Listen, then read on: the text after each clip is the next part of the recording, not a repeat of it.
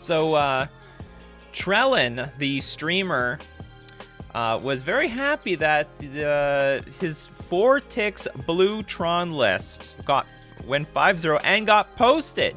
So for 4 ticks, you can actually play a Tron deck on Magic the Gathering Online, and maybe it's going to be semi-competitive. Look at this thing by Trellin. This is amazing. Now, I guess it's not going to be 4 ticks for very long. It's already rising up to 9 ticks as the news just breaks out. You know, those cheap decks can't stay cheap forever. Let's take a look at this thing, though. Okay, so we've got the Giganta here. Filigree Familiar. I've always sort of liked this card. It's cute, and it looks like it's, like, decent value. If, yeah, enter the battlefield, gain 2 life. If it dies, draw a card. How are you not blocking this with this thing against the... It's like a mini Solemn Simulacrum in a lot of ways, you know? It's 3 mana, you still get value, etc. And we got the Solemn Simulacrum. Elder Deep Fiend. This is like a really strong card that has barely a home in Modern. It does have Flash. You have this Emerge thing. And whenever you cast the spell, tap up to 4 target permanents. That is a beating in addition to being a 5/6 creature by itself. Ugin the Spirit Dragon. Very expensive on paper, not nearly as much online. That's impressive. For 5 ticks, you can have almost a playset of Ugin the Spirit Dragon. That's amazing. Yeah, this is basically, if you got some spare change lying around, if you just dig into your couch a little deep, you can have a mono blue Tron list that can go 5-0. And we got the usual Tron suspects: Condescend, Repeal, Spatial Contortion, Thirst for Knowledge, Expedition Map, Mindslaver, and we still got the Mindslaver lock with Academy Ruins, Field of Ruin, etc. and all that. You know, Urza's power plant. Urza's still around. Urza got that real estate. That real estate is hot. You know, Urza said, you know, the value of my real estate ain't going down. We're not going down. Maybe the rest of the deck can go down, but you know, Urza's real estate is still strong. Sideboard: 3 Tormod Crypt, 2 Negate, Spreading Seas, Mystical Dispute, and 4 Nimble Obstructionist. Oh, that's also a card very underrated in Modern. Very underrated. Hard to find a home for it because, I mean, maybe it's its time. You know, it's all these stupid suspend cards. Oh, you want to play a suspend card? All right, basically counterspell, draw a card. Cryptic, it's like Cryptic Command for 3 mana when you play like Violent Outburst or some crap like that. So, boom. So I don't know what inspired Trellin to play a budget deck, but it worked out. It worked out. So if you want to play a deck for less than $10, less than 10 ticks, you got to get in there though. The price probably is going up as soon as this hits. Everyone's gonna know about this deck soon. Everyone wants to play on a budget. It went 5-0. I'm in. Everybody's in.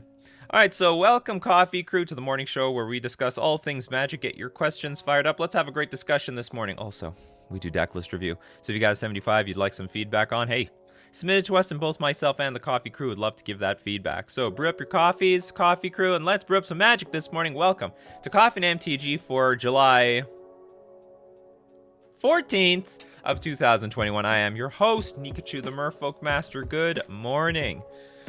Good morning, everyone. Good morning, Harry, Fraser, Walter. Good morning, James. Good morning, Merfolk lovers, modern players, and Coffee Crew. That's right. Good morning, Emrakul. I never thought I'd say something like that. Good morning, Emrakul. Good evening, Ulamog. Good morning, Baku, Dylan. Good morning, Massimo, Aaron, Mareep, Steven, Drew, Slow, Iron Warlock, Mikey J, Chris, Rebecca, Lord Magicus, Froggy, Fraser T. Showing up budget MTG YouTubers worldwide. That's correct. You can counter the Cascade trigger as well. Yeah, well, I mean, that's the point. Yeah, you counter the Cascade trigger because you can't counter like Living End once it's on the stack, but Nimble Obstructionist can counter the Cascade trigger. We need to see more decks with Urza's Tower, Urza Lord. Oh yeah, you're right. And this would be the deck, right?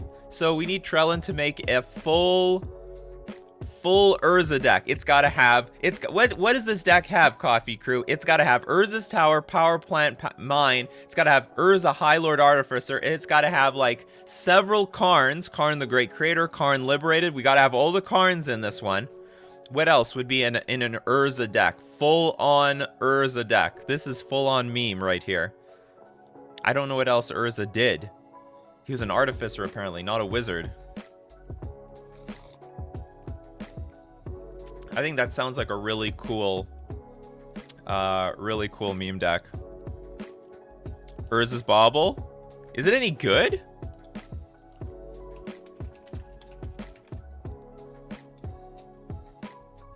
It's not modern legal, unfortunately. Unfortunately, not modern legal. All right, you guys think of your think of what's going to go in an Urza deck, because in between that time, we got to talk FusionGamingOnline.com. Deal of the week this week. Save up to 15% off all white borders sets at FusionGamingOnline.com. That is a huge discount if you want those reserve list cards. Oh, they're super, like, look at that. Wheel of Fortune spiked a lot this summer. And if you thought you missed out on the price, you can get 15% off. Same thing with Mana Vault's went up big time too because of Commander. Commander has been pretty big during the pandemic because and you know, basically every Commander deck needs to run Mana Vault. Or if you want those classic revised or unlimited lightning bolts, you can get all those at FusionGamingOnline.com. Don't forget, coupon code Nikachu at checkout gets you an additional 5% off. If you really need more value, you can get it at Fusion Gaming. We're also going to thank Mana Traders, the premier place to rent Magic cards online. From budget to expensive, they've got you covered. From their small subscription, you could get budget decks like that Mono Blue Tron deck, or if you want the hottest, spiciest deck, the hottest, like tier 0, tier 1 deck, every single week, rent it, don't buy it, because hey, those decks are changing week in and week out anyway. So you can support the channel using my Mana Traders link in the description below, or save 15% off your first 2 months using coupon code Nikachu. All right, so what do we got here? Urza had a factory too. That's correct. It makes creatures. Urza's factory. I once called someone, I once called the judge on someone because I mistook this with Mishra's Factory, and then I picked it up and realized, oh, this is a completely different card. It's like, Urza's Factory, how did this happen? Create a 2/2 colorless assembly worker artifact creature token for 7 mana, and you know what? Hey, well, I mean, that seems like this is really memeing if we play this card.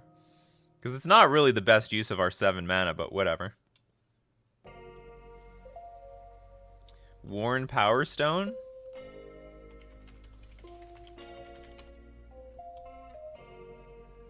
What does that have to do with... I mean, I'm not familiar with the lore. So, I mean, if this has something to do with Urza and I'm not familiar with, then I guess. This is the OG image. Comes to play. Tap to add 2 colorless mana to your mana pool. Play this ability as a master. But not even not modern legal still. The 0-drop artifact creatures, was Urza responsible for those guys? Does anyone know the lore of Urza here? Come on, people. I mean, maybe you guys do. I don't know. I'm getting a sense you're just throwing out random artifacts and stuff like that. Glasses of Urza is a good suggestion, but it's not Modern League, unfortunately. What does it do again? Oh yeah, like you may use white mana in your mana pool as either white or red. Useless. Oh, there's another one. There's Sunglasses of Urza and there's Glasses of Urza. Glasses of Urza is actually quite useful. Look at target player's hand. That is awesome. Or is it? No, it's not. It's a tapped ability. I mean, it's blue has access to that in an enchantment form. Yeah. I can't remember what the card is, but it's 1 blue enchantment. Your opponent... telepathy, I think? I wouldn't mind looking at my opponent's hand at all times. We need something like this, but with a cantrip. Then it would be gas. We need this on a cantrip. Sorcery speed peak. And they have to reveal... They play with their hands revealed. Wouldn't it be an interesting card, maybe if it was symmetrical? I don't know if that's what I'd want, but, you know, basically face-up magic. Yeah, printed in modern. Yeah, but Urza can't... That's true! Urza can't tap telepathy. We look at the synergy, people. Jin Shooting Star on the synergy. We can tap the Glasses of Urza for mana in the late game.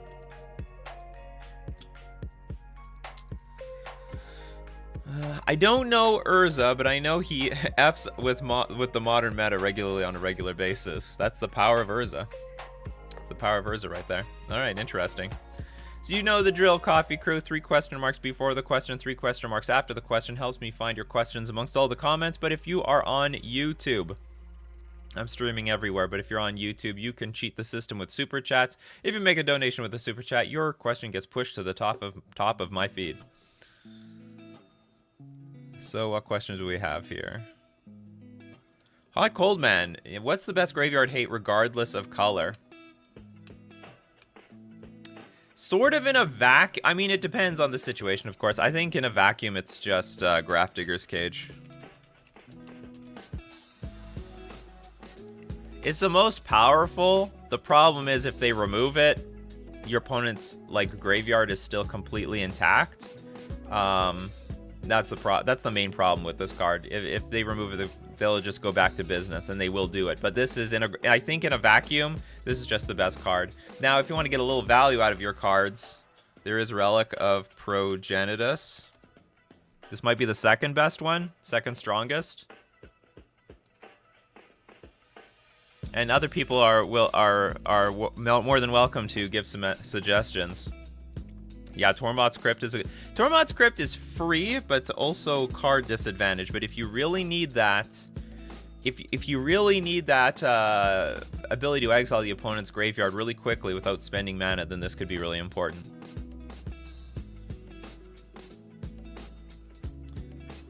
And then, like, what else? There's Surgical Extraction.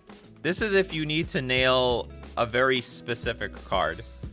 It's generally pretty good versus Dredge, too. Like, Creeping Chill hits the graveyard, you surgically extract it, boom, it's gone. Okay, now, Soul Guide Lantern, that's an interesting suggestion, but the person's question was regardless of color, and I don't know if anyone's playing Soul Guide Lantern out of any deck outside of a Lurrus deck. So because of Lurrus, it's very tempting to play Soul Guide Lantern. Because essentially what it is Soul Guide Lantern is a card that you can recur from the graveyard with Lurrus to draw a card every turn. Or you can exile your opponent's graveyard, not your own. But I don't know if many decks play this card outside of a Lurrus deck, and Lurrus decks need to be either black or white in color. Will Dothi Void... No, the question was regardless of color, so it's like a multicolor, all-around graveyard hate card. Things like anyone can play Surgical, anyone can play Tormods, anyone can play Relic, anyone can play Grafdigger's Cage. I think those are it. I don't know any cards. I think we nailed all the big ones. The rest of them you have to start moving into another color. Oh, I guess technically you could play Leyline of the Void. There's a lot of decks playing this card, even though they're not in black.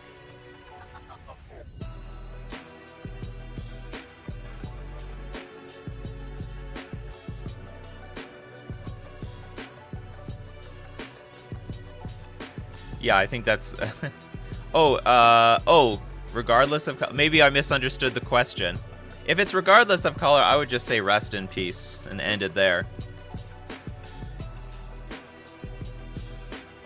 But as I interpreted the question, because I don't know why you would just say, like, I don't know why you would mention, like, the color, the color thing, because you would just ask, like, what is the best graveyard hate card? So the only reason I interpreted that question is because it's narrowed down to graveyard hate cards that any deck can play. Well, Nihil Spellbomb's pointless unless you're playing black.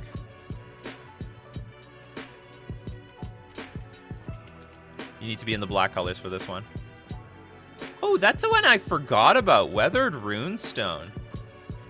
Hasn't seen any play yet. Let's take a look at Weathered Runestone, though. 2 mana, non-land permanent cards in graveyards and libraries can't enter the battlefield. Players can't cast spells from graveyards or libraries. So if there's a spell on top of your deck, you can't cast anything from there. Anyway, interesting question.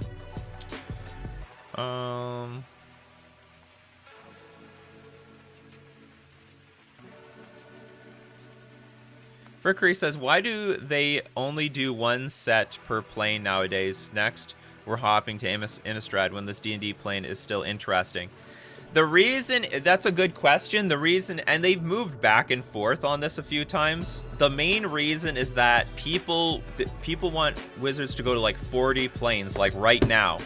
And they can't accommodate everyone nearly so quickly if they're just stuck on one plane for like a whole year. So it's actually better for, like, yeah, you like this D&D set? Well, that's great, because there's like 40 other people in line to see their set. There's so many people want to go back to Lorwyn, which makes me annoyed that they keep going back to some popular planes, but we've been there like multiple times. Like, do we need to go back to Zendikar again? Do we need to go back to Innistrad again? Like, there's a lot of other planes people want to explore again, or for the first time. So for that reason, that they want to get through more of these planes as quickly as possible. So one plane per set. Sometimes they go back, but essentially this is a way to appease more people at once. Trying to keep the people happy. And on another note, was the D&D set a bomb? Like, did it just bomb or something? Like, I think there was some high expectations for, like, cards coming out of this set, and they, like, didn't happen. Like, now that the whole set is revealed, like, it's mostly junk for Modern. And I don't even know if people are thrilled about it in Limited and Standard. Yeah, let's go back to Ice Age. We're gonna return to Revised. Return to Revised. Will we ever return to Eldrazi?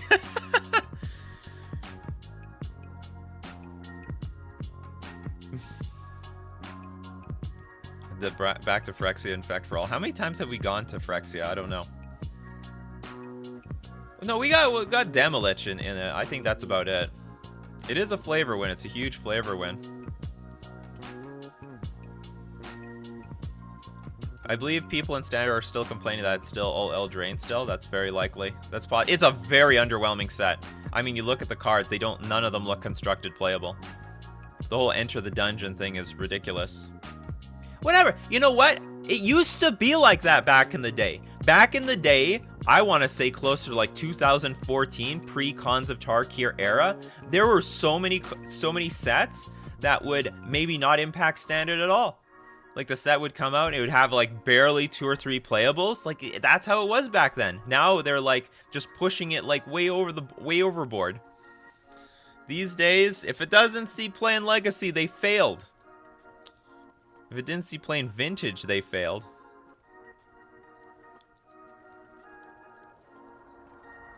I would love to see the Eldrazi face the Phyrexians. I think that would be pretty cool.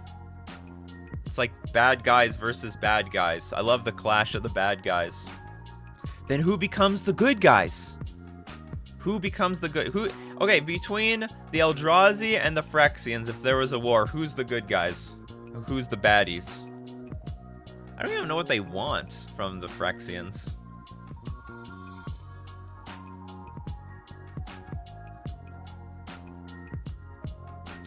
Long live the Eldrazi, says the Emrakul guy. Phyrexians are the baddies. Phyrexians are the good guys. Nico Bolas is the good guy. We need Nico Bolas to help. And then that could be the cliffhanger. They need to find Nico Bolas to solve the problem between the Eldrazi and the Phyrexians. Who's stronger, the Eldrazi or Nico Bolas? You know, everyone's so strong in their own story, but like when push comes to shove, who's pushing everyone around the most? I mean, we know it flavor-wise, if Emrakul attacks, she obliterates everybody. There's no to it. No one's surviving an Emrakul attack. I would imagine the Eldrazi are superior. Funny how they got beat by Merfolk.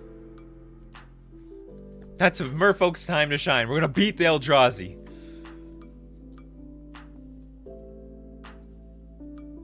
Eldrazi are stronger, Nico Bolas is smarter. I can get behind that. Just be told, I think the Eldrazi are just stupid, big, dumb lunks.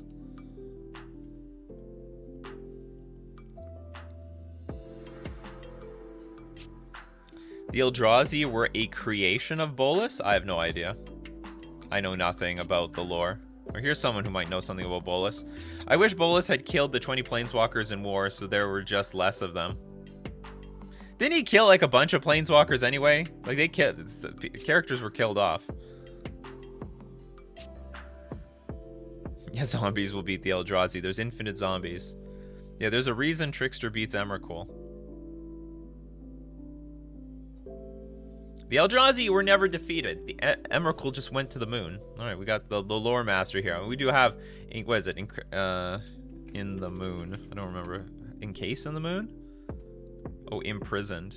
Imprisoned in the moon. There's Emrakul. All the space garbage goes to the moon. One day, the moon is just going to be for all the garbage. As they're showing here. They're just putting Emrakul in a moon.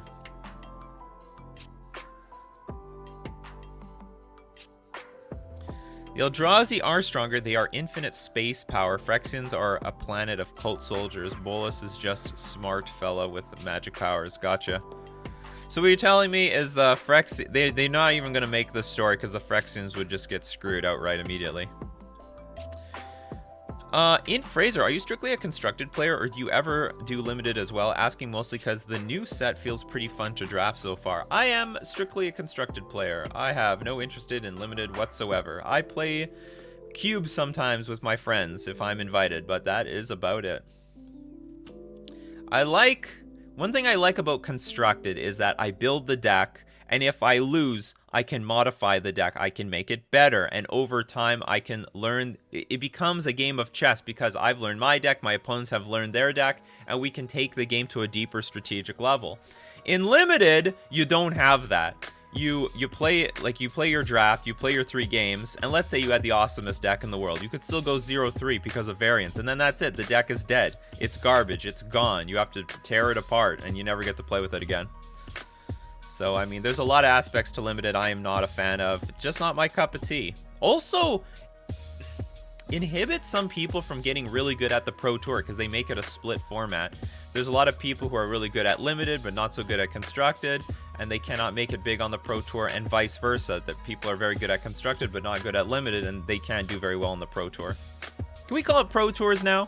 Like, everything's been dismantled, I'm assuming. Because I never really liked the Mythic. The Mythic Championship is fine, but Pro Tour just rolls off the tongue. The Pro Tour, where there's pros. Where in theory, they're making money off the game. Ammon says the Eldrazi are basically MTG's version of Galactus. They're a force of nature whose purpose is to destroy. Nicol Bolas is just an evil dragon. Eric Ego, what does a typical day look like for Nikachu? Swim, swim, flash. I wake up, I eat my breakfast, I make my coffee. Got my coffee here. Then, at least if it's a weekday, I do this with all of you guys. I quickly look up anything to start the morning show on now.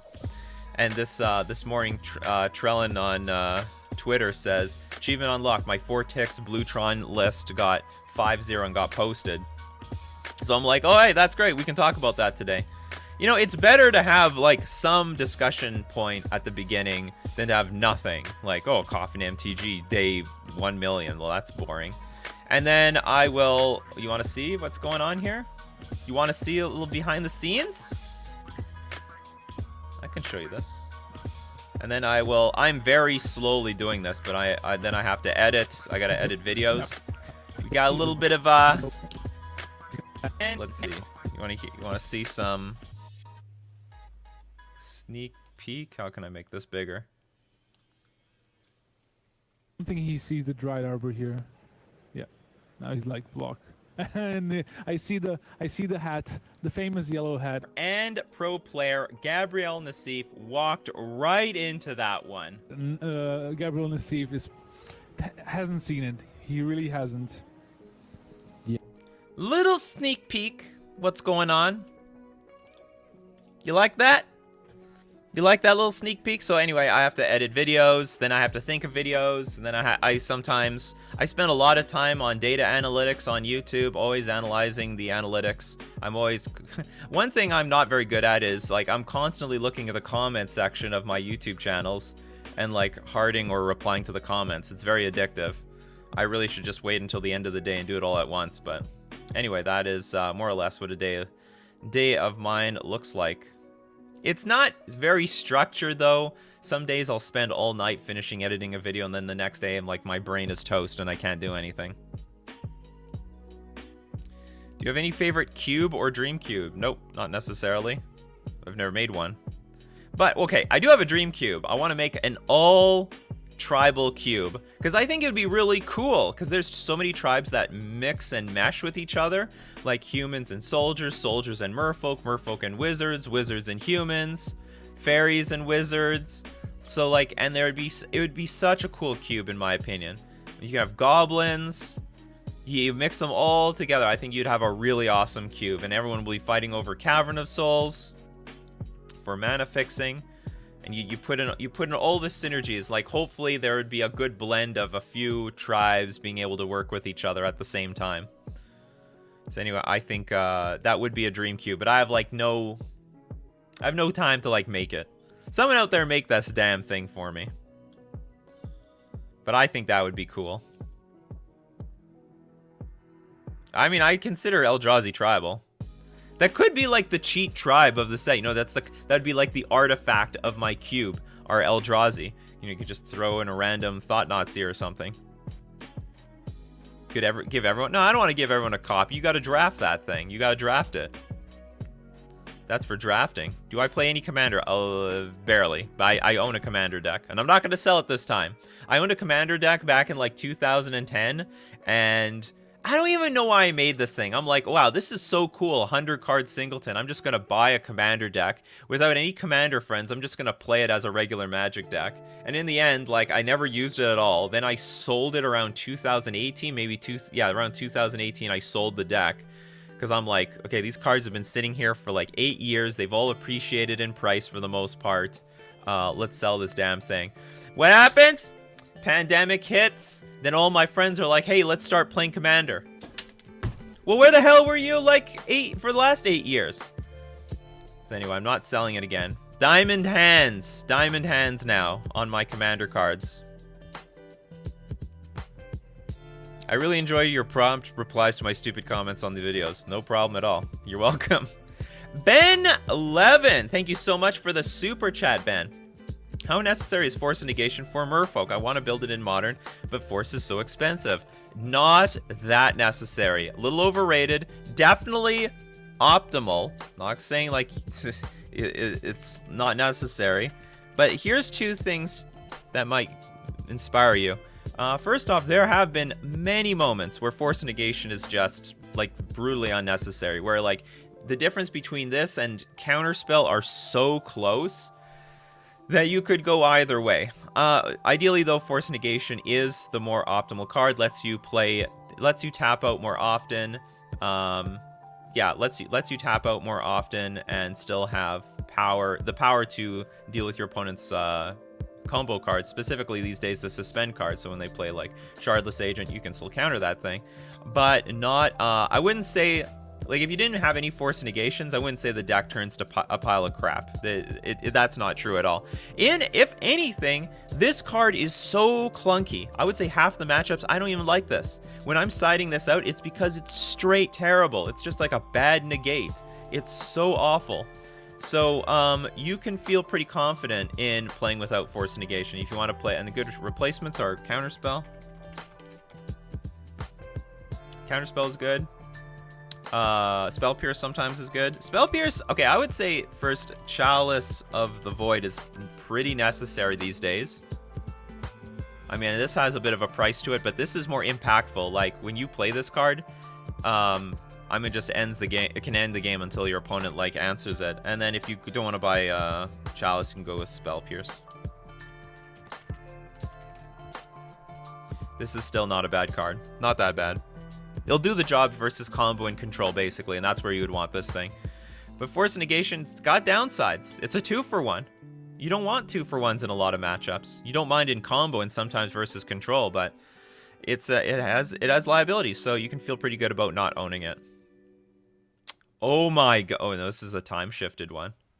If you want that old border, $121. $82? Did it go down? The OG version go down, or is Scryfall full of nonsense? Off to MTG stocks. I doubt this card went down, but no, it's still going up. Well, it did go down a little bit, actually. Yeah, market price is collapsing. People are like, well, I don't want to buy this anymore. It's going down. Well, maybe it just went too high. A little hot. A little hot, force negation. Anyway, thank you very much for the super chat.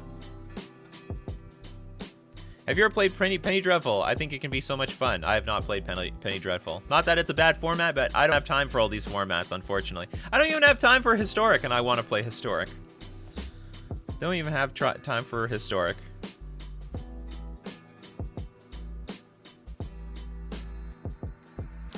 Any good Hammer Time streamers? I want to learn to play the deck so that I can be a better player as a control player. I thought CrusherBot streamed. But the only other one that streams is Laplacian.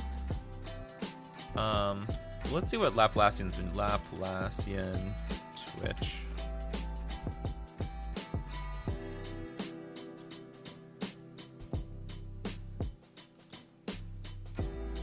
No video. He hasn't been streaming in a while, but Laplacian has played Hammer Time many times. And he's a streamer, but he's the only one I can think of. Outside of that, it's really hit or miss whether a particular streamer is playing Hammer Time. Because there are some people like, you know, the Squad Chief, Yama Killer. They'll play everything, but they are not dedicated to Hammer Time.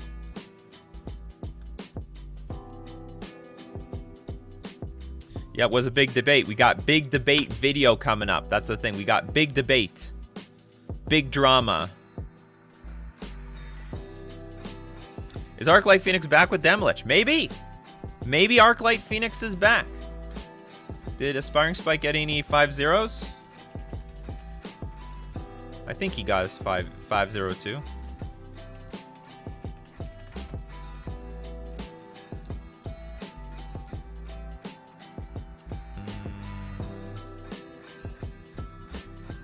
They're not publishing his lists anymore. What's up, Wizards of the Coast? You don't want to publish anything for Aspiring Spike? Interesting. Sony asks, what's your preferred alternative to fast lines like Spire Bluff Canal? Shivan Reef, Frost, Boil Snare, Sulphur Falls. Definitely Sulphur Falls. River Lava Glide Pathway. Oh yeah, and okay, so I like the Sulphur. Hold on, is Sulphur Falls what I think it is? Oh no, I don't like this. Okay, this is like the next best. This is not okay. The next best one would be River Lava. The floor is lava, people. So this would definitely be on my list. River Glide Pathway. And what was the other side is Lava Glide Pathway, sure. And next would be probably, I mean, depending on the deck. You could go next Shivan Reef if you don't need to tap for red or blue very often. You could use the generic mana, but I think Sulphur Falls is probably the next one. I should take this question away. It's hiding everything. Sulphur Falls is probably number 2. And it's not that bad, but it's not great. Then we have, I'll give Shivan Reef. Maybe Shivan Reef is better. A lot of people use Shivan Reef, but they also use it because they can use the generic mana. Or I should say the colorless mana. It makes colorless mana. Anything makes generic mana. And what's the last one? Frost Boil Snare. I think that's probably gonna... I don't even know what that is. Which is gonna prove it's gonna be so bad. Frost Boil... Oh, Snarl. As it enters the battlefield, you may reveal an island or mountain card. Oh god, it's terrible. Yeah, these are really bad. Never play with this card. Tier 10. Tier 10. That's a tier 10 land. Hope that helps.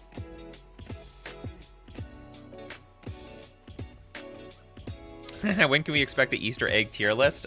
Soon. I'm getting actually really annoyed with this video. Like, it's been in the editing stages for days now. I am so... There's just so much footage, and like my standards are so high for editing now. Like I don't want to look at this thing, but I know I can make that Easter egg video like really quickly. So there will be an Easter. It won't be a tier list though. Won't be a tier list. Jose, hey, I like the Judge promo Lord of Atlantis, but is always unavailable on Card Hoarder. Is it possible to get on Magic the Gathering Online? Good question. I want to say yes, but I'm not sure. Does anyone have any confirmation that you can get the... Well, how about Magic the Gathering Online Traders.com? Lord of Atlantis.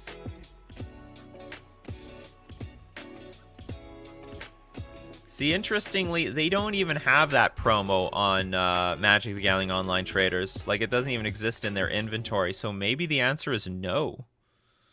Maybe the answer is no.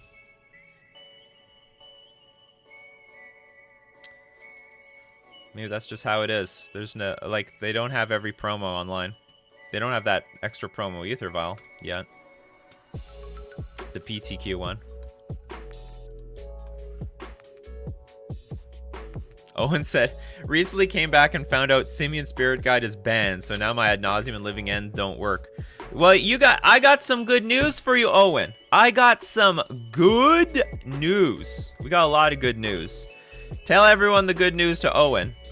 Now, first off, Living End is the best graveyard deck in Modern. Believe it or not. Let's take a look at Living End. You see, where there's crisis comes innovation. And this happens so often. Actually, Living End got some boost from Modern Horizons 2 as well. Where's... I don't want to go too far. Here's Living End.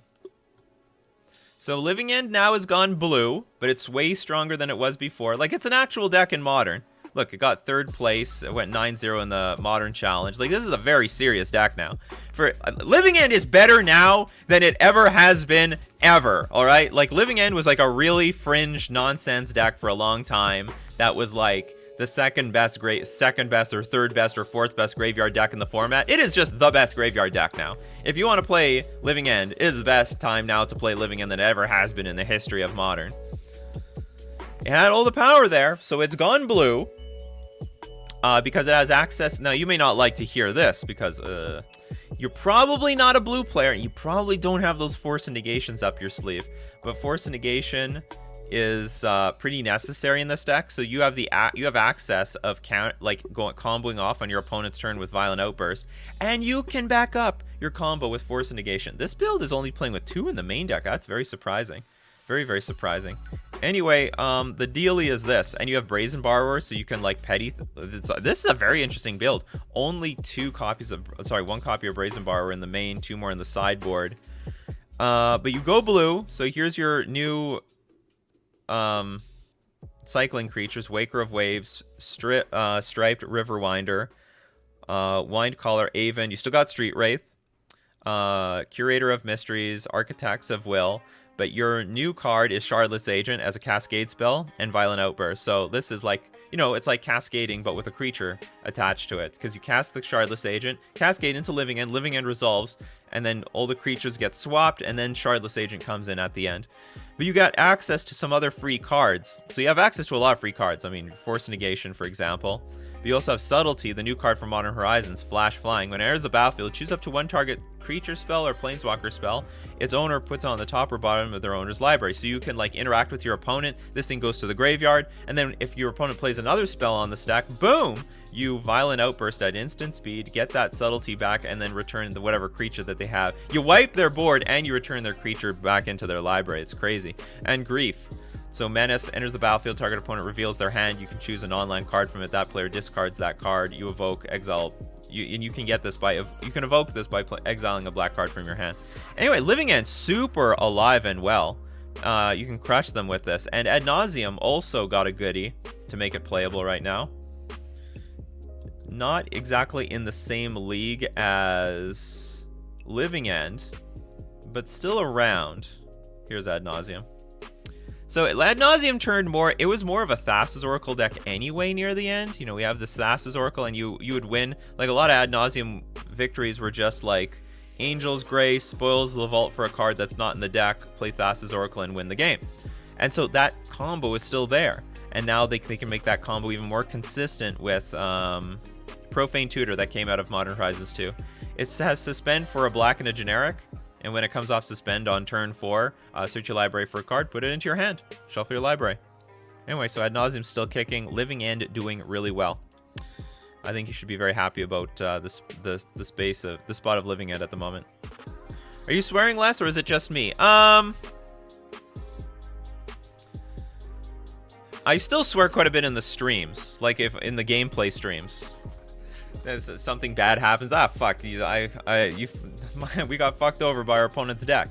I am, however, trying not to swear in a video if I think it's gonna reach like 100,000 views, because I will get more ad money if I don't swear. That's how it is.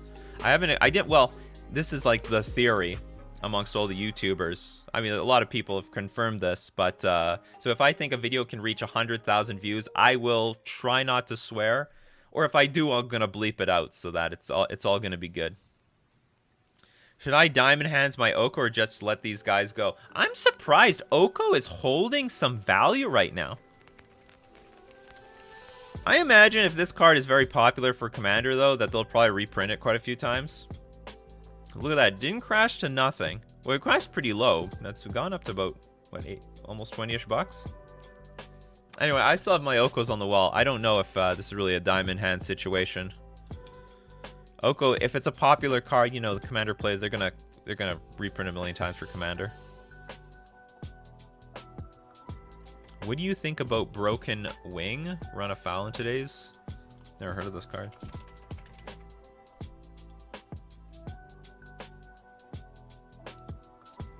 Destroy target artifact, enchantment, or creature with flying. This is 3 mana. I think it's unplayable. Target opponent sacrifices a creature with flying. Ah, these are too niche. These are just, I mean, maybe for, I don't know which green deck wants this, but maybe a green deck could play this because it is a unique effect for green. But still looks really ridiculously narrow, just super narrow. Made a Reddit post about ways to make mono decks in Modern more viable, new mechanics. Any ideas that could be introduced? Yeah, there needs to be some sort of payoff for having like maybe multiple islands in play, or there needs to be a payoff. There could have been a commander. Your deck needs to be monocolor, not commander, a companion that needs to be monocolor. Like if your deck is monocolor, you can play this card, and it should have been a colorless card, so all the monocolor decks could play it. I'm not sure, because the hate cards don't seem to be strong enough for the most part. You know, like Blood Moon and stuff like that. Jeff asks, could Chromox be the sweet spot between Mox Opal and Simian Spirit Guide? Absolutely not. It's banned for good reason. Doesn't bust Cascade, doesn't imprint artifacts, and only produces 1 color. Too strong. Still too strong. Weaker than Mox Opal, I admit, but still too strong. Darren Warlock, do you have any other cheater vids in the works, like the one you last posted with the shufflers? I have nothing in the works. I have the ideas, though. I have the ideas. I got the footage. There will be more cheater videos in the future. Yeah, you people eat that shit up for breakfast. And the Yu-Gi-Oh players who found me, who plays Yu-Gi-Oh and found me here. There's got to be at least one person in chat. There's got to be at least one of you. I have been discovered by so many Yu-Gi-Oh players to the point where the last cheater video, all the first people to post comments were Yu-Gi-Oh players. I could tell based on their understanding of the rules. Because in Yu-Gi-Oh, you get a final cut. Your opponent shuffles, and then you give your deck back to the opponent. They can cut one more. You give your deck to the opponent. They shuffle. They give the deck back to you, and you're allowed to cut one more time. That is common in Yu-Gi-Oh. So the Yu-Gi-Oh players found my channel. I mean, there's such a cheating culture in Yu-Gi-Oh. Because what happened with my I can tell you what happened with my Alex Bertoncini video. Like the first 170,000 views, which is a lot, were Magic players. But then at some point, Yu-Gi-Oh players started picking up the video. And then I started getting a bunch of Yu-Gi-Oh players watching that video. And then when I made the shuffle cheating video, then immediately the Yu-Gi-Oh players were commenting on that thing. So anyway, I'm attracting, we might end up becoming a Magic Yu-Gi-Oh channel. Waves and Yu-Gi-Oh player, but love Magic better. We had a oh, did we? We had a famous Yu-Gi-Oh judge in chat last week. Oh, are you a Yu-Gi-Oh judge? I had no idea. I know you're a Magic judge.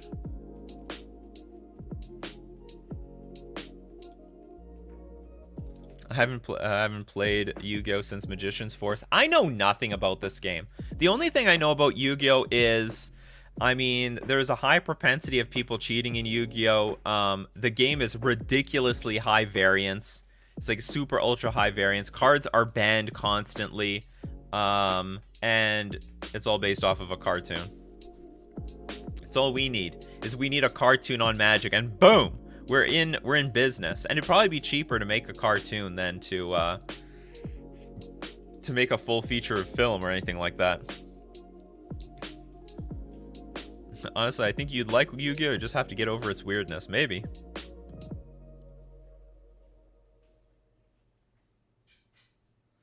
I found you because most people find me from Merfolk Deck Research. I don't know how people find me today, but in the past, that's how it was.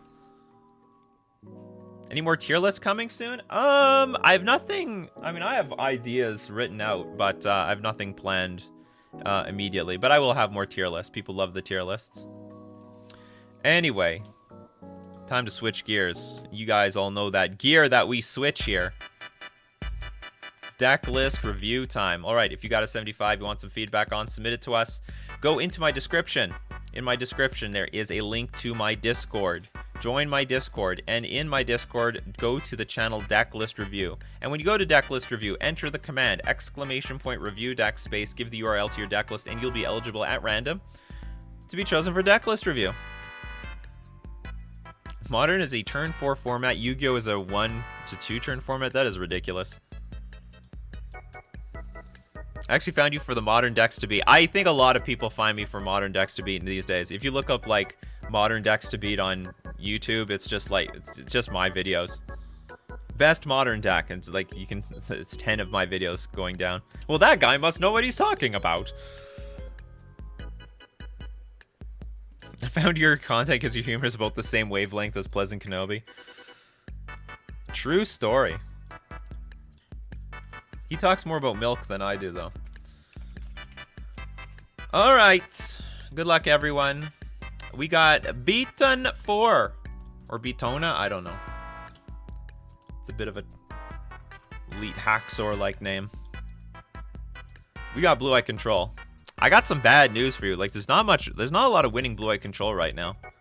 And I don't know how to fix it. That Ragavan is a hell of a card. Flooded Shrine, Glacial Fortress, Hollow Fountain, 5 Island. We got Ketria Chino, Mystic Gate. Do we really need the Mystic Gate? I guess so. It's not terrible in a deck like this. EE. In the main deck? In the main deck! You know, okay, let's look at this list. Archmage's Charm, Counterspell, Ephemerate, 2 Force Negation, Op, Suspend, Snapcaster Mage, Solitude, Spell Queller. Teferi Hero of Dominator, Teferi Time Raveler, 2 Prismatic Ending. Okay, so here's the deal. If you can sacrifice Opt and Suspend out of the deck, a better card than Voidmare will end up being just Chalice of the Void. And I know Harry MTG is on... Can we see something on it? MTG Goldfish, Harry... Oh, he doesn't call himself Harry MTG, though. The deck is called Harry MTG. What the hell? He made a Chalice deck. What, is it on YouTube?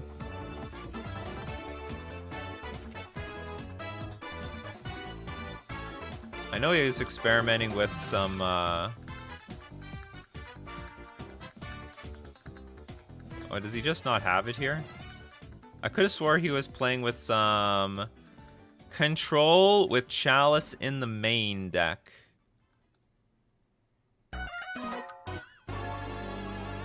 Look at this clickbait thing he did. He made a fake BNR announcement thing. Okay, maybe I'm wrong. Maybe it wasn't Harry. Maybe it was somebody else. Oops. Doesn't Void Mirror stop your own Solitude? Yeah, it could. So, like, we definitely can't have this in the deck. I still recommend Chalice of the Void if you want that sort of effect, because you can play it on 0, and I think Chalice on 1 in a control deck is not that bad. I think it's quite good. I don't know how everyone else feels about it. Okay, so Canister, TSP, Yendrick, and Spike have built a Blue-White X prison-like deck. Well, I wouldn't call it that much prison. It's not like it plays Blood Moon or anything. Like, you just can't play your 1-mana spells, that's all. So I like the idea of Chalice in a control deck. I think that's pretty cool. Now, it's going to cost you a little bit of money. You know, those Chalices, they aren't cheap. Do you have any budget restrictions? Blue-White control, your opponent's stuff, played in paper, lines up very well against most of the field. Only game loss have been to Blue-Red Murktide. Not a great way to make friends. And that, well, Chalice will also help you versus Murktide because it's mostly 1-mana spells, right? But you have to sacrifice... You're going to have to sacrifice the interaction between Teferi Time Raveler and Suspend. Which, by the way, I don't even think is a very good interaction for the most part. Yeah, and Void Mirror also stops your Force Negation. Let's not play this card. I would highly suggest Chalice. I think it's very good. I think more people should experiment with Chalice in Control. Because you can play it on 0 for this Cascade spells, and you can also play it on 1. And the average control deck is actually, the curve is really high. It's 2-mana spells, it's 3-mana spells. Oh, you'd also have to dump Ephemerate, but you don't have that many cards to blink? I don't know, blinking Spellqueller doesn't seem that impressive. But I think I know what you're trying to do. Okay, let's say... Okay, I don't want to change your deck to Chalice because it would be so different. I see what you're trying to do. So let's remove the Void Mirror. Play more copies of your other cards. Play like... Yeah, just fill up the cracks. Maybe play another Opt. Opt looks good. Maybe another Counterspell. Or another Archmage's Charm. And I think you could keep the rest.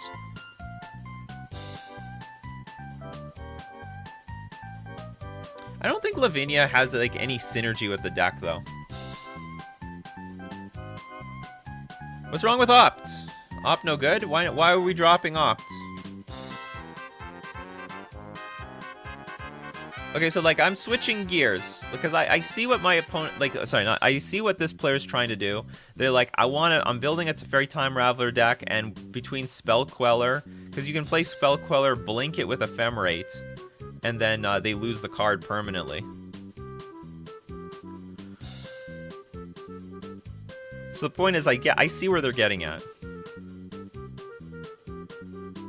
Yeah, this is like if you run Chalice. So I'm going to say we're not going to run Chalice because I know what they want to do. And I don't want to change the idea because this is what they want to do. I could say you could put Chalice in the sideboard maybe. Because I can see like, yeah, you're going to have trouble against Murktide. Everyone's going to have trouble against Murktide. Murktide is like the best deck in Modern. Unless Hammer Time is the best. So so let's say, remove the Void Mirror, add a Counterspell and an Opt.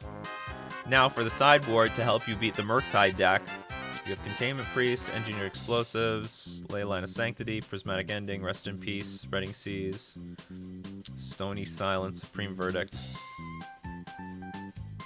Should be told, this is where you might need Path to Exile for that Murktide. Well, I mean, Rest in Peace, I guess, is okay.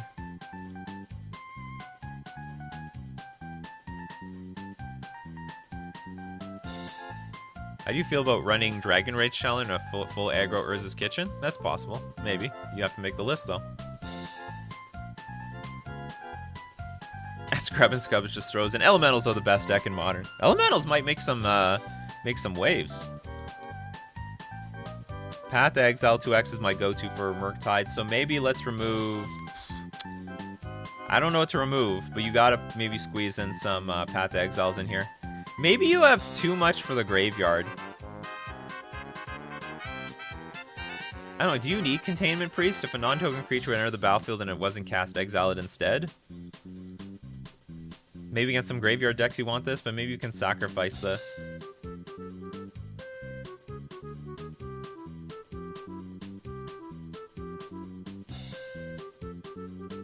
I don't think... Well, Kataki's War's Wage doesn't help us versus Murktide. I don't think it needs Kataki anyway. Kataki and like Supreme Verdict are not good friends if you're running up against a bunch of creatures, like particularly artifacts. Priest is nice for living in. You know what else is nice for living in? Counter spells, which this deck plays a plenty of. Well, maybe, yeah, the deck plays quite a few, like Spell Queller, for example. Holy crap. Ran a league this morning and faced 4 Hammer Time decks in a row. Hammer Time taking over. How does the deck ever beat Amulet? It struggles. It will struggle. You can't beat everything. But it has game. It has game. So I would suggest put 2 Path to Exile in here and just remove the Void Mirror. Play, like, fill up your counter spells and your ops. And I think this is okay. The Void Mirror is just huge nombo with your entire deck. Anyway, good luck with that list. Alright, next. Death Shadow. And the list is apparently Poor Boy Jund Death Shadow.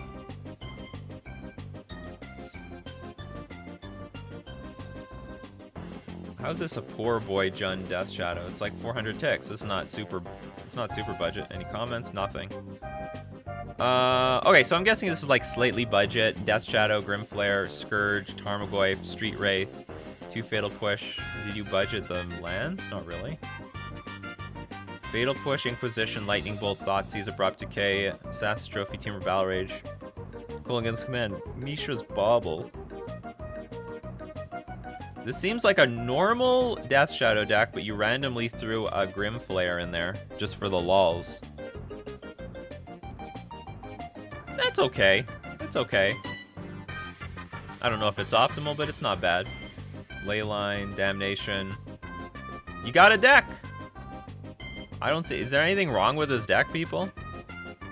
It doesn't have Ragavan. I'll admit that.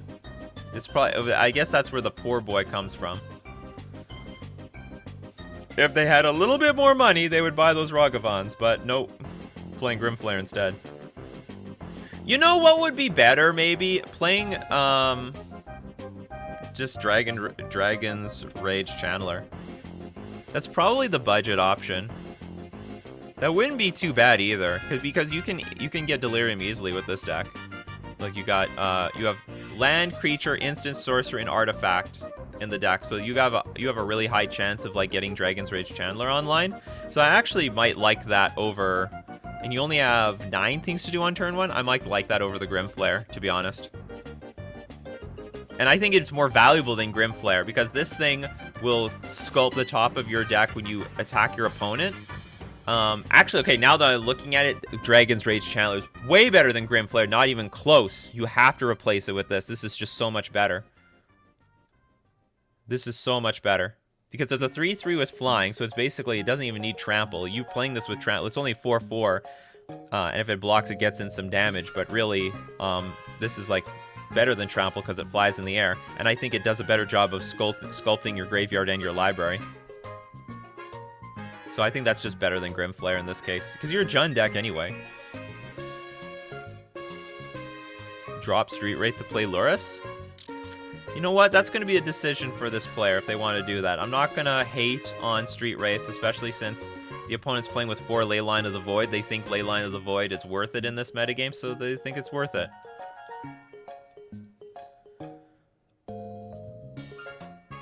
So heard some people saying Dismember. I mean, Dismember can be part of the toolbox.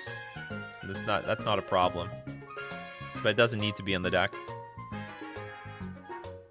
Oh yeah, Darcy is a really good synergy with Tarmogoyf as well. Realistically, you're casting a hand disruption turn 1, which is always sorcery, yep.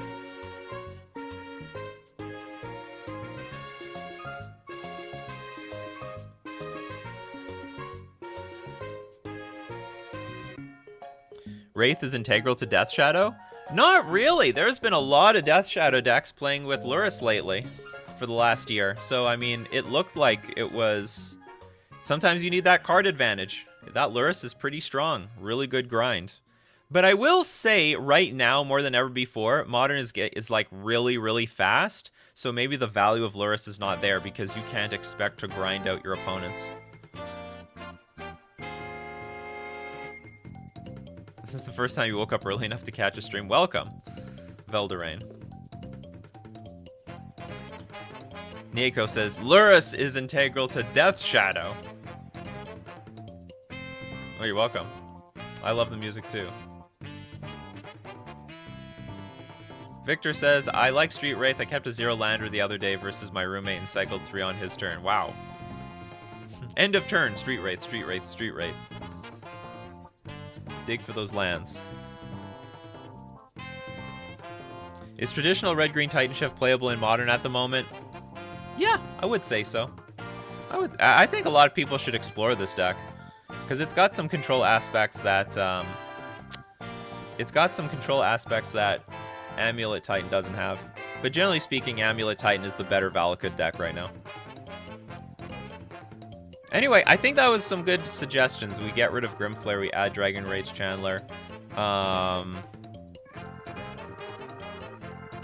I mean, I could also get behind the Lurrus thing, because it frees up 4 slots in the main deck for something else.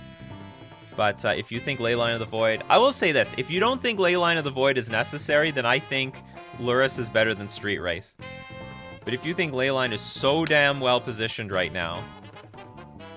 But even then, you could play Lurrus in the main, and then you could just side out Lurrus. You could just not play Lurrus as a companion. Yeah, maybe you just don't need to play Lurrus as a companion when you bring in the ley lines. Whatever, I'll leave that up to you. But, you know, like as has been said, let's look at like some Death Shadow lists and see how often they're playing, or how often they're not playing with, this is Grixis. Well, even Grixis, as we saw, was playing with Lurrus.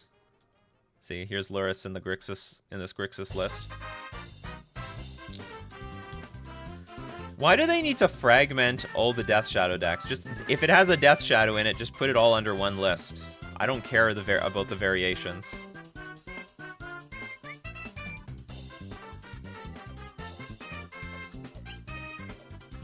Wow, do I have to dig so far for Death Shadow?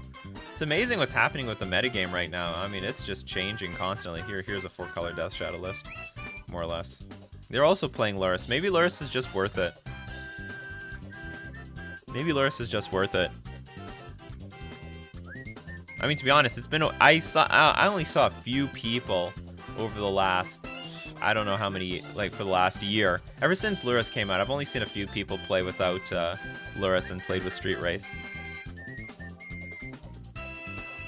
You can side companions out of the companion slot? Well, the thing is, the companion is only active if your main deck meets the requirements. So what you can do is you can side in Leyline of the Void post-board and have your companion in the sideboard, but you're just not allowed to use it. You're just not allowed to have it as a companion, so you just don't have a companion. It's just literally part of your sideboard, games 2 and 3, if your main deck does not meet the requirements of your companion. And yeah, Lurrus helps you recur Nihil spell bombs. True story.